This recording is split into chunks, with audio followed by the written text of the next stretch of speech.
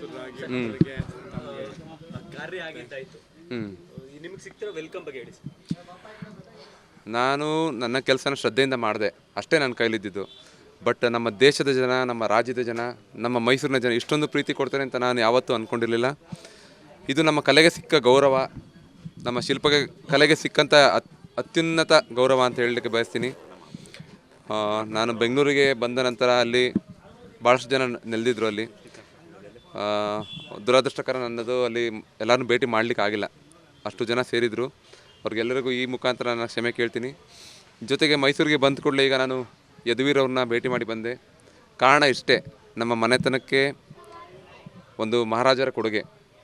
ನಮ್ಮ ತಾತನವರ ಗುರುಗಳಾದ ಶಿಲ್ಪಿ ಸಿದ್ಧಲಿಂಗ ಸ್ವಾಮಿಗಳು, ನಮ್ಮ ತಾತನವರು ರಾಷ್ಟ್ರ ಪ್ರಶಸ್ತಿ ವಿಜೇತರು ಬಿ ಬಸವಣ್ಣ ಶಿಲ್ಪಿ, ಮತ್ತು ನಮ್ಮ ತಂದೆಯವರು. ಅಂದರೆ ನಮ್ಮ ರಾಜಗುರುಗಳಾದ ಶಿಲ್ಪಿ ಸಿದ್ಧಲಿಂಗ ಸ್ವಾಮಿಗಳಿಗೆ ಆಶ್ರಯ ಕೊಟ್ಟಿದ್ದು ನಮ್ಮ ಮೈಸೂರು ಸಂಸ್ಥಾನ. ಆ ಒಂದು ವಿಷಯದಲ್ಲಿ ನಾನು ನಮ್ಮ ಮಹಾರಾಜರನ್ನ ಭೇಟಿ ಮಾಡಿ ಒಂದು ಸಣ್ಣದಾಗಿ ಅವ್ರನ್ನ ಗೌರವತನವಾಗಿ ಭೇಟಿ ಮಾಡಿ ಒಂದು ಅಲ್ಲಿ ನನ್ನ ಅನುಭವವನ್ನು ಅವ್ರ ಜೊತೆ ಶೇರ್ ಮಾಡ್ಕೊಂಡು ಈಗ ತಾನೇ ಬಂದೆ. ಯಾಕಂದರೆ ನೆನೆಸ್ಕೊಳ್ಳುವಂಥದ್ದು ಭಾಳ ಮುಖ್ಯ. ನಮಗೆ ಈ ಮನೆತನಕ್ಕೆ ಯಾರು ಒಂದು ಈ ಕಲೆ ಮತ್ತು ಸಂಸ್ಕೃತಿ ಉಳಿಯಲಿಕ್ಕೆ ನಮ್ಮ ರಾಜ್ಯದಲ್ಲಿ ಇಂಥ ಕೊಡುಗೆ ಕೊಟ್ಟ ನಮ್ಮ ಮಹಾರಾಜರನ್ನ ನೆನೆಸ್ಕೋಬೇಕಿತ್ತು. ನನ್ನ ಮೊದಲ ಕರ್ತವ್ಯ. ಅವ್ರನ್ನ ಭೇಟಿ ಮಾಡಿ ಬಂದೆ. ಹೌದು ನೋಡಿ, ಈಗ ಕುಲಕಸುಬುಗಳಿಗೆ ಅದನ್ನು ಇಷ್ಟಪಟ್ಟು ಪ್ರೀತಿಯಿಂದ ಶ್ರದ್ಧೆಯಿಂದ ಮಾಡಿದ್ರೆ ಏನಾಗ್ಬೋದು ಅನ್ನೋದಕ್ಕೆ ನಾನೇ ದೊಡ್ಡ ಉದಾಹರಣೆ. ನಮ್ಮ ಕುಲಕಸುಬನ್ನು ಇಷ್ಟು ಶ್ರದ್ಧೆಯಿಂದ ಮಾಡಿದ್ದೀನಿ.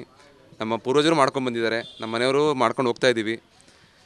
ಸೊ ನಮ್ಮ ಶ್ರಮದಲ್ಲಿ, ನಮ್ಮ ಒಂದು ಕೆಲಸದಲ್ಲಿ ಯಾವುದೇ ಒಂದು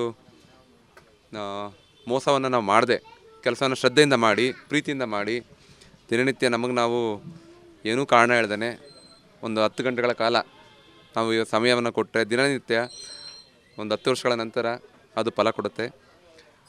ಎಲ್ಲರಿಗೂ ಇದೊಂದು ಹೇಳಲಿಕ್ಕೆ ಇಷ್ಟಪಡ್ತೀನಿ, ನಿಮ್ಮ ಮನಸ್ಸಿನಲ್ಲಿ ಯಾವುದು ಆಸೆ ಇದೆ ಅದನ್ನು ಮುಂದುವರಿಸಿ, ಅದಕ್ಕೆ ಆದ ದಾರಿಗಳನ್ನ ತೋರಿಸ್ತಾ ಹೋಗುತ್ತೆ. ನಿಮ್ಗೆ ಆಸಕ್ತಿ ಇದ್ದರೆ ಈಗಿನ ಕಾಲದಲ್ಲಿ ಇನ್ಫಾರ್ಮೇಷನ್ ಈಸಿಯಾಗಿ ಸಿಗುತ್ತೆ ಎಲ್ಲರ ಕೈಗೂ. ಅದನ್ನು ಉತ್ತಮ ರೀತಿಯಲ್ಲಿ ಬಳಸ್ಕೊಳ್ಳಿ. ನಿಮ್ಮ ಆಸೆ ಏನಿದೆ ಅದನ್ನು ಪ್ರಯತ್ನ ಮಾಡ್ತಾಯಿರಿ. ಅದು ದೇವರು ಒಂದು ಟೈಮಲ್ಲಿ ಆಶೀರ್ವಾದ ಮಾಡ್ತಾರೆ. ಕಲೆ ಮುಖಾಂತರನೇ ಸೇವೆ ಮಾಡಬೇಕು ನನಗೆ. ಇಲ್ಲ ಸರ್, ಆ ರೀತಿಯಾದ ಯಾವುದೇ ಉದ್ದೇಶ ಇಲ್ಲ ನನಗೆ. ನೋಡಿ, ಇಷ್ಟು ವರ್ಷ ನಾನು ಮಾಡ್ಕೊಬಂದಿರೋ ನನ್ನ ಕಲೆ ಒಂದೇ, ಅದು ನಿಮ್ಮಗಳ ಮುಂದೆ ನಿಲ್ಲಿಸಿದೆ. ಇನ್ನು ಮುಂದೆ ನಾನು ಅದನ್ನೇ ಮಾಡ್ತೀನಿ. ಆ ನಿಟ್ಟಿನಲ್ಲಿ ಮಕ್ಕಳಿಗೆ ವಿದ್ಯಾಭ್ಯಾಸದ ಬಗ್ಗೆ, ಮುಂದೆ ಇದ್ರ ಬಗ್ಗೆ ಏನು ಮಾಡಬೇಕು ಅನ್ನೋ ಚಿಂತನೆ ಮಾಡ್ತೀನಿ.